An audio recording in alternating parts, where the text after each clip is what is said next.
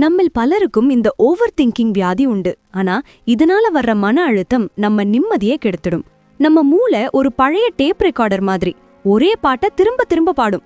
உங்க கையில ஒரு எரியற நெருப்பு கட்டைய வச்சிருக்கீங்கன்னு வைங்க, அதை எவ்ளோ நேரம் பிடிச்சிருப்பீங்க? 1 நிமிஷம், 2 நிமிஷம். கைய சுட்ட உடனே தூக்கி போட்டுருவீங்கல்ல. ஆனா நம்ம மனசு மட்டும் ஏன் தெரியுமா ரொம்ப விசித்திரமானது? முடிஞ்சு போன ஒரு கசப்பான விஷயத்த அந்த நெருப்பு கட்டன்னு தெரிஞ்சும் கூட வருஷக்கணக்கா மனசுக்குள்ளேயே பிடிச்சு வச்சுக்கிட்டு நம்மள நாமே சுட்டுக்கிறோம். ஃபிளாஷ்பேக் படத்துல பார்த்தா நல்லா இருக்கும், ஆனா வாழ்க்கையில பார்த்தா நரகமா இருக்கும். அன்னைக்கு அப்படி பேசியிருக்கலாம், அவ முன்னாடி அசிங்கப்பட்டுட்டோமேன்னு நைட்டு தூங்க போகும்போது பழைய ரீல் ஓடுதா? சீலிங் ஃபேனை பார்த்துக்கிட்டே விடிய விடிய யோசிக்கிறீங்களா? நீங்க மட்டும் இல்ல, நம்மள 90% பேருக்கு இந்த ஓவர் திங்கிங் வியாதி இருக்கு. இதிலிருந்து வெளியே வர புத்தர் சொன்ன சில சைலண்ட் ரகசியங்களை பத்தி இன்னைக்கு பேச போறோம். உங்ககிட்ட ஒரு 86,400 ரூபாய் இருக்குன்னு வைங்க. அதுல யாராவது ஒரு 10 ரூபாயை திருடிட்டாங்கன்னா மீதி இருக்கிற அத்தனை காசையும் தூக்கி குப்பையில போடுவீங்களா? மாட்டீங்கல்ல. ஆனா ஒரு நாள்ல இருக்கிற 86,400 வினாடிகள்ல யாரோ சொன்ன ஒரு சின்ன கசப்பான வார்த்தைக்காக, அதாவது ஒரு 10 வினாடிக்காக நம்மளோட மொத்த நாளையும் ஏன் வீணாக்கணும்? உங்க மனச உங்ககிட்டயே ஒப்படைக்க புத்தர் சொன்ன சில எளிய வழிகள் இதோ. புத்தர் சொன்ன விஷயங்கள் எல்லாமே ரொம்ப சிம்பிள், ஆனா அதுல இருக்கிற ஆழம் வேற லெவல். மன அழுத்தம்ங்கிற வார்த்தையே இல்லாத காலத்துல மனுஷன் ஏன் கஷ்டப்படுறான்னு அவர் அழகா சொல்லிருக்கார். முதல்ல நதி தத்துவம். யோசிச்சு பாருங்க நண்பா, ஒரு நதி ஓடிக்கிட்டு இருக்கு. நீங்க அதுல இறங்கி காலை வைக்கிறீங்க. காலை எடுத்துட்டு 1 நிமிஷம் கழிச்சு மறுபடியும் அதே இடத்துல காலை வைக்கிறீங்கன்னு வைங்க. நீங்க என்ன நினைப்பீங்க? அதே நதியில தான் காலை வச்சிருக்கேன் அப்படின்னு தானே? ஆனா உண்மை அது இல்ல. நீங்க முதல்ல காலை வச்சப்போ இருந்த அந்த தண்ணி இப்போ அங்க இல்ல. அது எங்கேயோ கடலை நோக்கி ஓடி போயிருக்கும். இப்போ உங்க கால்ல படுறது புது தண்ணி. நதி ஒண்ணுதான், ஆனா அதுக்குள்ள ஓடுற விஷயம் வேற வேற. நம்ம வாழ்க்கையும் இந்த நதி மாதிரி தான். நேத்து யாரோ உங்களை அவமானப்படுத்தி இருக்கலாம், இல்ல நீங்க ஒரு தப்பு பண்ணியிருக்கலாம். ஆனா அந்த நிமிஷம் முடிஞ்சு போச்சு. அந்த நேத்துங்கிற நதி ஓடி போயிடுச்சு. இன்னைக்கு நீங்க புதுசா ஒரு மனுஷனா எந்திரிச்சு நிக்கிறீங்க. உங்க உடம்புல இருக்கிற செல்கள் மாறி இருக்கு, உங்க எண்ணங்கள் மாறி இருக்கு. அப்புறம் ஏன் நேத்து நடந்த அந்த பழைய தண்ணிய புடிச்சுக்கிட்டு இதுதான் என் வாழ்க்கைன்னு அழுதுட்டு இருக்கீங்க? நதி எப்படி பின்னாடி போகாதுன்னு நமக்கு தெரியுமோ, அதே மாதிரி காலமும் பின்னாடி போகாது. ஆனா நம்ம மூளை மட்டும் எப்பவும் ரிவர்ஸ் கியர் போட்டு பின்னாடியே போய்கிட்டு இருக்கு. அன்னைக்கு அப்படி பேசி இருக்கலாமோ, அவ அப்படி சொல்லி இருக்க கூடாதேன்னு புத்தர் என்ன சொல்றாருன்னா, நடந்ததை மாத்த முடியாதுங்கிறது நதிக்கு தெரியும். அதனாலதான் அது எதையும் புடிச்சுக்காம ஓடுது. ஆனா மனுஷன் மட்டும் கசப்பான நினைவுகளை ஒரு பாறைய புடிச்சுக்கிற மாதிரி புடிச்சுக்கிட்டு ஓட முடியாம தவிக்கிறான். ஒவ்வொரு காலையிலயும் நீங்க கண்ணு முழிக்கும் போது நீங்க ஒரு நியூ வெர்ஷன். நேத்து நடந்த அவமானம், நேத்து நடந்த தோல்வி எல்லாமே அந்த பழைய நதியோட போயிடுச்சு. அந்த நினைவுகளை இன்னைக்கு சுமந்துட்டு வர்றது எப்படின்னா, ஒருத்தன் ஓடுற நதியில இருக்கிற அழுக்கு தண்ணிய ஒரு பாட்டில்ல பிடிச்சிட்டு வந்து வீட்டுல வச்சுட்டு தினமும் பார்த்து வருத்தப்படுற மாதிரி. யாராவது அறிவாளி அப்படி செய்வாங்களா? மாட்டாங்கல்ல. வாழ்க்கையில கஷ்டம் வரும், அவமானம் வரும், சில சமயம் நம்மளே சொதப்புவோம். இது எல்லாமே நதியில வர்ற குப்பை மாதிரி தான். நதி அந்த குப்பைய தன்னோடவே வச்சுக்காது, அப்படியே தள்ளிக்கிட்டு போயிடும். நீங்களும் உங்க மனச ஒரு நதி மாதிரி வச்சுக்கோங்க. எது வந்தாலும் சரி, இதுவும் ஒரு அனுபவம்னு சொல்லிட்டு அடுத்த வேலையை பார்க்க போயிடணும். கவலைப்படுறதுனால காலம் பின்னாடி போகாது, ஆனா உங்க நிகழ்காலம் வீணாகும். அதனால ஓடுற நதியா இருங்க, தேங்கி நிக்கிற குட்டையா இருக்காதீங்க. இரண்டாவது, பிடிவாதம் தான் பிரச்சனை. மனசு ஏன் அடம் பிடிக்குது? புத்தர் சொன்ன ஆசைதான் துன்பத்திற்கு காரணம் அப்படிங்கிற வார்த்தைய நம்ம ஸ்கூல்ல இருந்தே கேட்டிருப்போம். ஆனா அதுக்கும் நம்ம ஓவர் திங்கிங் பிரச்சனைக்கும் என்ன சம்பந்தம்னு என்னைக்காவது யோசிச்சிருக்கீங்களா? நம்ம மனசு ஒரு சின்ன குழந்தை மாதிரி. ஒரு பொம்மை உடைஞ்சு போச்சுன்னா அந்த பிள்ளை எனக்கு அதே பொம்மை தான் வேணும்னு அழுது அடம் பிடிக்கும் பாத்தீங்களா? அதே வேலையத்தான் உங்க மனசும் இப்ப பண்ணுது. நம்ம மனசுல ஒரு பெரிய ஸ்கிரிப்ட் வச்சிருப்போம்.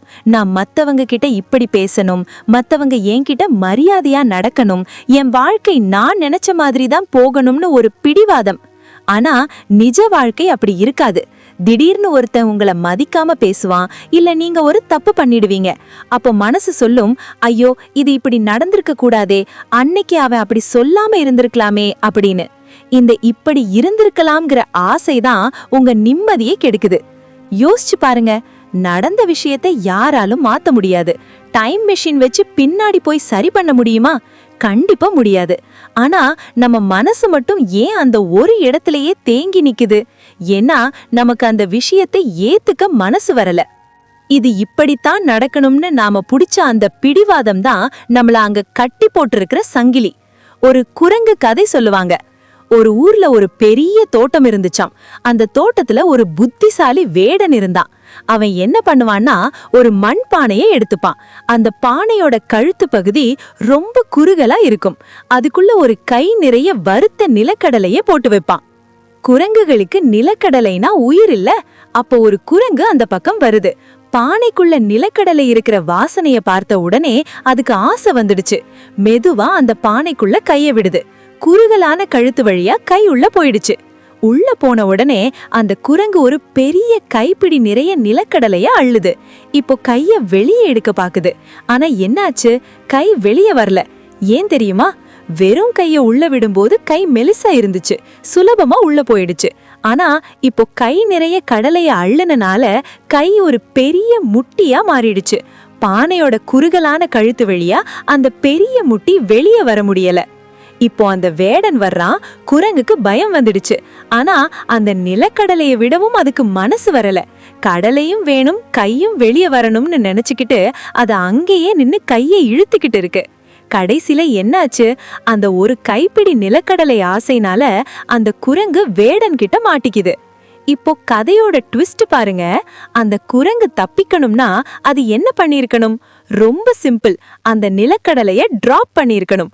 கைய திறந்து கடலைய விட்டிருந்தா கை லேசாகி இருக்கும், சுலபமா வெளியே வந்திருக்கும், குரங்கும் தப்பிச்சிருக்கும். ஆனா அந்த பிடிவாதம் தான் அத கூண்டுக்குள்ள தள்ளிடுச்சு. நம்ம வாழ்க்கையும் அந்த பானை மாதிரி தான் நண்பா. அந்த நிலக்கடலைங்கிறது தான் நம்ம மனசுல இருக்கிற பழைய நினைவுகள் அல்லது யாரோ சொன்ன ஒரு வார்த்தை. அந்த பழைய விஷயத்த விடமாட்டேன்னு நாம இருக்கிற அந்த பிடிவாதம் தான் நம்மள மன அழுத்தம்ங்கிற கூண்டுக்குள்ள தள்ளுது. நீங்க ரிலாக்ஸ் ஆகணும்னா முதல்ல அந்த பழைய கடலைய தூக்கி போடுங்க. கைய திறங்க, அதாவது உங்க மனச திறங்க. அப்போதான் நீங்க இந்த உலகத்துல சுதந்திரமா சுத்த முடியும். புத்தர் சொன்ன அந்த மூவ் ஆன் ரகசியம் இதுதான். சரி, ஒருத்தன் என்ன திட்டான், இல்ல நான் தோத்துட்டேன், ஓகே தட்ஸ் இட், அடுத்து என்ன பண்ணலாம் அப்படின்னு கேட்க ஆரம்பிச்சாலே பாதி மன அழுத்தம் குறைஞ்சிடும். யாராவது ஒருத்தர் உங்க வண்டியில மோதிட்டாங்கன்னா அவன் ஏன் மோதினான்னு அங்க நின்னே அழுதுட்டு இருப்பீங்களா, இல்ல வண்டியை ரிப்பேர் பண்ணிட்டு அடுத்த இடத்துக்கு போவீங்களா? வாழ்க்கை ஒரு பயணம் நண்பா. அங்க ஏன் இது நடந்துச்சுன்னு கேள்வி கேட்கறத விட இனி என்ன பண்ணலாம்னு யோசிக்கிறது தான் புத்திசாலித்தனம். வாழ்க்கைய அது போற போக்குல ஏத்துக்க ஆரம்பிச்சிட்டீங்கன்னா அப்புறம் உங்களை கவலைப்படுத்த இந்த உலகத்துல எந்த விஷயமுமே இல்ல. மூன்றாவது ரகசியம், இப்போ இங்க இருங்க. அதாவது மைண்ட்ஃபுல்னஸ் டெக்னிக். நம்ம புத்தர் இத பத்தி அப்பவே சொல்லியிருக்காரு. நம்ம மனசு ஒரு குரங்கு மாதிரின்னு சும்மாவா சொன்னாங்க? அது ஒரு இடத்துல நிக்கவே நிக்காது. நீங்க இப்போ இந்த வீடியோவை பார்த்துட்டு இருக்கலாம், இல்ல சாப்பிட்டுட்டு இருக்கலாம். ஆனா உங்க மனசு எங்க இருக்கும்? ஒன்னு நேத்து நடந்த விஷயத்த நினைச்சு வருத்தப்பட்டுட்டு இருக்கும், இல்ல நாளைக்கு என்ன நடக்குமோ, அந்த வேலை கிடைக்குமோ கிடைக்காதோன்னு பயந்துட்டு இருக்கும். ஆனா இப்போ இந்த நிமிஷத்துல உங்க மனசு இருக்கவே இருக்காது. புத்தர் ரொம்ப அழகா ஒரு விஷயம் சொல்லுவாரு. நேத்து நடந்த விஷயம் ஒரு செத்த பிணம் மாதிரி. அதை தோண்டி எடுத்து என்ன பிரயோஜனம்? நாளைக்கு நடக்க போறது ஒரு அழகான அல்லது பயமுறுத்துற கனவு மாதிரி. அது இன்னும் பிறக்கவே இல்லை. ஆனா இன்னைக்கு இந்த நிமிஷம் உங்க கையில இருக்கிற நிஜம். ஆனா நாம என்ன பண்றோம்? இல்லாத அந்த 2 விஷயத்துக்காக கையில இருக்கிற இந்த அழகான நிமிஷத்தை நரகமா ஆக்கிக்கிறோம். மைண்ட்ஃபுல்னஸ் அப்படின்னா என்ன? ரொம்ப சிம்பிள்ங்க. நீங்க இப்போ காஃபி குடிக்கிறீங்களா? அந்த காஃபியோட வாசனைய உணருங்க, அந்த சூட்டை ரசிங்க. ஒவ்வொரு மடக்கா குடிக்கும்போது அந்த சுவையை கவனிங்க. அதுதான் தியானம். நம்ம ஆளுங்க என்ன பண்ணுவாங்க? காஃபி குடிப்பாங்க, ஆனா மனசுல ஆபீஸ்ல பாஸ் திட்டினாரேன்னு ஓடிக்கிட்டு இருக்கும். அப்புறம் எப்படி காஃபி ருசிக்கும்? எப்படி மனசு ரிலாக்ஸ் ஆகும்? எந்த வேலையை செஞ்சாலும் அந்த வேலையில முழுசா இருங்க. உங்களுக்கு ஓவரா டென்ஷன் ஆகுதா? பழைய நினைப்பு வந்து அப்படியே நெஞ்சு அடைக்கிற மாதிரி இருக்கா? உடனே எல்லாத்தையும் நிறுத்திட்டு உங்க மூச்சை மட்டும் கவனிங்க. காத்து உள்ள போறது, மெதுவா வெளிய வர்றது, இத ஒரு 5 நிமிஷம் பண்ணுங்க. ஏன் தெரியுமா? உங்க மனசு எங்கேயோ ஓடலாம், ஆனா உங்க மூச்சு எப்பவுமே இப்போ இந்த நிமிஷத்துல தான் நடக்கும். மூச்சை கவனிச்சாலே உங்க மனசு ஆட்டோமேட்டிக்கா நிகழ்காலத்துக்கு வந்துடும். உங்களை நீங்களே ஒரு கேள்வி கேட்டுக்கோங்க. இப்போ இந்த வினாடியில எனக்கு என்ன பிரச்சனை அப்படின்னு யோசிச்சு பாருங்க. 99% நேரத்துல இந்த நிமிஷம் நீங்க பாதுகாப்பா இருப்பீங்க, நிம்மதியா மூச்சு விடுவீங்க. பிரச்சனை எல்லாம் ஒன்னு பழைய நினைப்புல இருக்கும், இல்ல நாளைக்கு வரப்போற பயத்துல இருக்கும். இந்த நிமிஷத்துல உங்க கண்ணு முன்னாடி இருக்கிற ஒரு செடி, ஒரு பறவை, இல்ல உங்க முன்னாடி இருக்கிற சாப்பாடு, இதையெல்லாம் ரசிக்க ஆரம்பிங்க. மன அழுத்தம் உங்க பக்கத்துல கூட வராது. நேத்துங்கிறது ஒரு பழைய பேப்பர், நாளைக்குங்கிறது ஒரு கேள்விக்குறி. அதனாலதான் இத பிரசன்ட்னு சொல்றாங்க. அதை தொலைச்சிடாதீங்க. நம்ம முன்னோர்கள் சொன்ன அதே விஷயத்த இன்னைக்கு இருக்கிற நவீன அறிவியல், அதாவது மாடர்ன் சயின்ஸ் எப்படி பாக்குதுன்னு தெரிஞ்சுக்கிட்டா இன்னும் ஆச்சரியமா இருக்கும். சயின்ஸ் என்ன சொல்லுது? மூளைய ஹேக் பண்ற ரகசியங்கள். முதல்ல 5-4-3-2-1 டெக்னிக். இது வெறும் விளையாட்டுல ஒரு எமர்ஜென்சி பிரேக். நம்ம மூளையில அமிக்டலா அப்படின்னு ஒரு பகுதி இருக்கு. இதுதான் பயம், பதற்றம், பழைய நினைவுகளை நினைச்சு அலறது எல்லாத்துக்கும் காரணம். நீங்க பழைய விஷயத்த நினைச்சு ஸ்ட்ரெஸ் ஆகும்போது இந்த அமிக்டலா ஆபத்து ஆபத்துன்னு அலற ஆரம்பிக்கும். அப்போ இந்த 5-4-3-2-1 பயிற்சியை நீங்க செய்யும்போது என்ன நடக்கும் தெரியுமா? ப்ரீஃப்ரான்டல் கார்டெக்ஸ், மூளையோட சிந்திக்கும் திறன் கொண்ட பகுதியை நீங்க வேலை வாங்க ஆரம்பிக்கிறீங்க. 5 பொருளை பாரு, 4 சத்தத்தை கேளுன்னு நீங்க மூளைக்கு ஆர்டர் போடும்போது அந்த பயந்து போயிருக்கிற அமிக்டலா அமைதியாகிடும். சயின்ஸ்ல இத கிரவுண்டிங்னு சொல்லுவாங்க. அதாவது காத்தாடி மாதிரி எங்கேயோ பறந்துகிட்டு இருக்கிற உங்க மனச பூமியில தரையிறக்கிற வேலை தான் இது. இது உங்க நரம்பு மண்டலத்தை உடனே சாந்தப்படுத்தும். அடுத்து அந்த 5 இயர்ஸ் ரூல். இது ஒரு பெர்ஸ்பெக்டிவ் ஷிஃப்ட். நம்ம மூளைக்கு ஒரு சின்ன கெட்ட பழக்கம் உண்டு. ஒரு சின்ன பிரச்சனையை கூட பூதாகரமா காட்டும். இத சயின்ஸ்ல கெட்டாஸ்ட்ரோஃபைசிங் அப்படின்னு சொல்லுவாங்க. யாரோ ஒருத்தர் உங்களை அசிங்கப்படுத்திட்டா, ஐயோ என் மானமே போச்சு, என் வாழ்க்கையே முடிஞ்சதுன்னு மூளை ஓவரா ரியாக்ட் பண்ணும். அப்போ இந்த 5 இயர்ஸ் ரூல் ஒரு செக் பாயிண்ட் மாதிரி வேலை செய்யும். கால இடைவெளி. இது 5 வருஷம் கழிச்சு பாதிப்பை ஏற்படுத்துமான்னு நீங்க கேட்கும்போது உங்க மூளை அந்த பிரச்சனைய தள்ளி நின்னு பாக்குது. அப்போதான் மூளைக்கு புரியும், அட பாவமே, இது ஒரு சாதாரண விஷயம், இதுக்காகவா இவ்வளவு டென்ஷன் ஆனோ அப்படின்னு. இது உங்க மன அழுத்த ஹார்மோனான கார்டிசால் அளவை டக்குன்னு குறைச்சிடும். அடுத்து பிளாஸ்டிசிட்டி, அதாவது நீங்க நினைச்சா மாறலாம். இன்னொரு சூப்பர் சயின்ஸ் உண்மை என்னன்னா, நம்ம மூளை ஒரு களிமண் மாதிரி. நீங்க திரும்ப திரும்ப பழைய குப்பையை யோசிச்சா மூளை அதுக்கேத்த மாதிரி ஒரு பாதையை உருவாக்கிடும். அப்புறம் தானாவே அங்கதான் உங்க மனசு போகும். ஆனா நீங்க இந்த பயிற்சிகளை திரும்ப திரும்ப செய்யும்போது மூளையில புது பாதைகள் உருவாகும். கொஞ்ச நாள் கழிச்சு பழைய நினைவுகள் வந்தாலும் உங்க மனசு தானாவே அதை தள்ளி விட்டுட்டு இப்போ என்ன வேலைன்னு கேட்க ஆரம்பிச்சிடும். அடுத்து ஸ்கிரீன்ஷாட் டெக்னிக். நம்ம மூளைக்கு ஒரு கெட்ட பழக்கம் உண்டு. எப்ப பார்த்தாலும் ஒரு தப்பான விஷயத்தையே ஜூம் பண்ணி பார்க்கும். இப்போ ஒரு விசேஷத்துக்கு போறீங்க, அங்க 10 பேர் உங்களை பாராட்டுறாங்க, ஆனா ஒருத்த மட்டும் உங்களை கிண்டல் பண்றான்னு வைங்க. உங்க மூளை அந்த ஒருத்த சொன்னதை மட்டும் ஸ்கிரீன்ஷாட் எடுத்து மனசுக்குள்ள சேவ் பண்ணி வச்சுக்கோ. டிப்ஸ்: அடுத்த முறை ஒரு நெகட்டிவ் எண்ணம் வரும்போது மனசுக்குள்ளேயே ஒரு சத்தம் போடுங்க. ஹேய், இந்த ஸ்கிரீன்ஷாட்டை டெலிட் பண்ணு அப்படின்னு சொல்லிட்டு அன்னைக்கு நடந்த ஒரு நல்ல விஷயத்தை ஞாபகப்படுத்தி அதை ஃபேவரேட் ஃபோல்டர்ல போடுங்க. அடுத்து 3ஆம் நபர் பார்வை. உங்களுக்கே ஒரு கஷ்டம்னா நீங்க ரொம்ப அழுவீங்க. ஆனா அதே கஷ்டம் உங்க நண்பனுக்கு வந்தா நீங்க எவ்வளோ அழகா அட்வைஸ் பண்ணுவீங்க. விட்ரா மச்சான், இதெல்லாம் ஒரு விஷயமா, பாத்துக்கலான்னு சொல்லுவீங்கல்ல. சயின்ஸ் என்ன சொல்லுதுன்னா, உங்க பேரை சொல்லி நீங்களே பேசிக்கிட்டா மன அழுத்தம் குறையும். டே, உங்க பேரை சொல்றேன், இது ஒரு சின்ன விஷயம்தான், இதுக்கு மேல நீ எவ்வளவோ பாத்திருக்க, இதையும் கடந்து போயிடலாம். இப்படி உங்க பேரை சொல்லி நீங்களே பேசும்போது அந்த பிரச்சனை உங்களை விட்டு தள்ளி போயிடும். அடுத்து 20 செகண்ட் ரூல். நம்ம மனசு ஒரு விஷயத்தை 20 செகண்டுக்கு மேல யோசிச்சா அது அப்படியே ஆழமா பதிஞ்ச ஆரம்பிச்சிடும். ஒரு பழைய கசப்பான நினைப்பு வருதா, உடனே 20 செகண்டுக்குள்ள வேற ஏதாவது ஒரு வேலையில இறங்கிடுங்க. பாட்டு கேளுங்க, இல்ல பக்கத்துல இருக்கிறவங்க கிட்ட ஏதாவது பேசுங்க. அந்த 20 செகண்டை நீங்க கடந்துட்டீங்கன்னா அந்த எண்ணம் உங்களை ஆளுமே செய்யாது. அடுத்து தூக்கத்துல ரீசெட் பண்ணுங்க. நம்ம மூளை ஒரு கம்ப்யூட்டர் மாதிரி. பகல்ல நடந்த எல்லா குப்பையிலும் ராத்திரி தூங்கும் போதுதான் மூளை கிளீன் பண்ணும். ஆனா நாம என்ன பண்றோம்? தூங்குறதுக்கு முன்னாடி போனை நோண்டிட்டு பழைய மெசேஜ் இல்லனா பழைய நினைவுகளை தோண்டி எடுத்து மூளைக்கு மறுபடியும் லோடு கொடுக்கறோம். டிப்ஸ்: தூங்குறதுக்கு 30 நிமிஷத்துக்கு முன்னாடி போனை ஓரம் கட்டிடுங்க. இன்னைக்கு நடந்தது எல்லாமே முடிஞ்சு போச்சு, நாளைக்கு ஒரு புது ஆரம்பம்னு மூளைக்கு ஒரு சிக்னல் கொடுத்துட்டு தூங்குங்க. அப்பதான் உங்க மூளை அந்த குப்பைகளை தூக்கி போடும். கடைசியா இயற்கையோட கனெக்ட் ஆகுங்க. சயின்ஸ்ல பயோஃபீலியா அப்படின்னு ஒரு விஷயம் இருக்கு. மனுஷன் இயற்கையோட இருக்கும்போது அவனோட ஸ்ட்ரெஸ் லெவல் தானாவே குறையும். வெறும் கால்ல புல் தரையில நடக்கிறது, இல்ல ஒரு செடிக்கு தண்ணி ஊத்துறது, இது எல்லாமே உங்க மூளையில டோபமைன் என்கிற சந்தோஷ ஹார்மோனை சுரக்க வைக்கும். பழைய நினைவுகளை மறக்க இது ஒரு நேச்சுரல் மருந்து. வாழ்க்கைங்கிறது ஒரு சினிமா மாதிரி நண்பா. முடிஞ்சு போன சீனை பத்தியே கவலைப்பட்டுட்டு இருந்தா அடுத்த வர்ற சுவாரஸ்யமான சீனை நீங்க மிஸ் பண்ணிடுவீங்க. புத்தர் சொன்னது ஆன்மீகம்னா, இன்னைக்கு சயின்ஸ் சொல்றது மெக்கானிசம். ரெண்டுமே சொல்றது ஒண்ணுதான். உங்க நிம்மதி உங்க கையில தான் இருக்கு. கடைசியா ஒரு முக்கியமான விஷயம் நண்பா, இத மட்டும் நீங்க செஞ்சிட்டீங்கன்னா உங்க மனசு ஒரு இறகு மாதிரி லேசாயிடும். அதுதான் மன்னிப்பு. யாராவது உங்களை காயப்படுத்திட்டாங்களா, உங்களை அசிங்கப்படுத்திட்டாங்களா, அவங்கள நினைச்சு நினைச்சு ரத்த கொதிப்பை ஏத்திக்காதீங்க. அவங்கள மன்னிச்சிடுங்க. உடனே நீங்க கேட்கலாம், அவன் பண்ணது தப்பாச்சே, அவனை எப்படி நான் மன்னிக்கிறது அப்படின்னு. இங்கதான் ஒரு ட்விஸ்ட் இருக்கு. நீங்க அவங்கள மன்னிக்கிறது அவங்களுக்காக இல்ல, உங்களுக்காக. ஏன் தெரியுமா? புத்தர் ஒரு சூப்பர் உதாரணம் சொல்லுவாரு.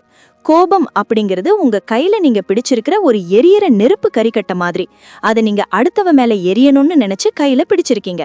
ஆனா அது அவ மேல விழுதோ இல்லையோ, முதல்ல சுடுறது உங்க கையத்தான்.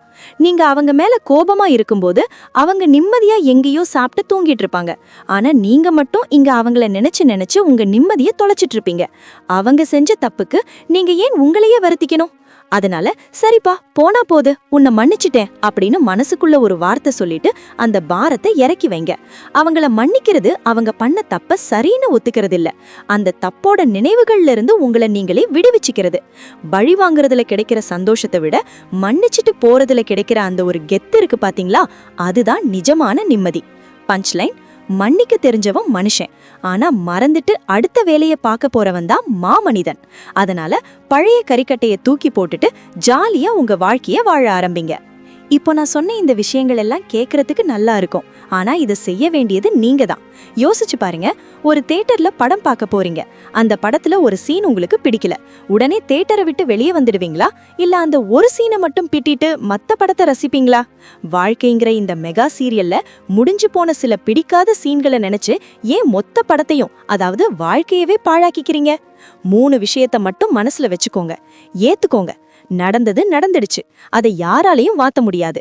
அதை ஏத்துக்கிற அன்னைக்கே உங்க மனசு லேசாயிடும். மன்னிச்சிடுங்க. மத்தவங்களுக்காக இல்ல, உங்க கைய நெருப்பு சுடாம இருக்க அந்த பழைய கரிக்கட்டைய தூக்கி போடுங்க. இப்ப வாழுங்க. இந்த நிமிஷம் உங்க கையில இருக்கு, இத ரசிக்க ஆரம்பிங்க. உங்க வாழ்க்கையோட ரிமோட் கண்ட்ரோலை மத்தவங்க கையிலயோ இல்ல முடிஞ்சு போன பழைய நினைவுகள் கையிலயோ கொடுக்காதீங்க. அத உங்க கையில எடுங்க. நேத்து நடந்தது ஒரு பாடம், நாளைக்கு நடக்க போறது ஒரு மர்மம். ஆனா இன்னைக்கு உங்க கையில இருக்கிற இந்த நிமிஷம் ஒரு பொன்னான வாய்ப்பு. அதனால தேவையில்லாத பாரத்தை இறக்கி வைங்க, நிமிர்ந்து நின்னு சிரிங்க. உங்களுக்கான ஒரு அழகான எதிர்காலம் காத்துக்கிட்டு இருக்கு. போய்கிட்டே இருப்போம், புதுசா ஒரு சரித்திரம் படைப்போம். கடைசியா ஒரு பஞ்ச்லைன் சொல்லவா? முன்னாடி போறதுக்கு தான் வண்டியில பெரிய கண்ணாடி இருக்கு, பின்னாடி என்ன நடக்குதுன்னு பார்க்க சின்ன கண்ணாடி தான் இருக்கு. அதனால பின்னாடி வர்றத அப்பப்ப பாருங்க, ஆனா முன்னாடி இருக்கிற பாதையை மட்டும் கவனிங்க. வாழ்க வளமுடன். இந்த வீடியோ கண்டென்ட் உங்களுக்கு ரொம்பவே யூஸ்ஃபுல்லா இருக்கும்னு நம்புறேன். இப்பவே கமெண்ட்ல ஆல் இஸ் வெல் அப்படின்னு டைப் பண்ணுங்க. இது உங்களுக்குள்ள இருக்கிற மன அழுத்தத்தை போக்கும். ஒரு தடவை ட்ரை பண்ணுங்க. மீண்டும் வேற ஒரு நல்ல சுவாரஸ்யமான தகவல்களோட நான் உங்களை சந்திக்கிறேன். தேங்க்யூ.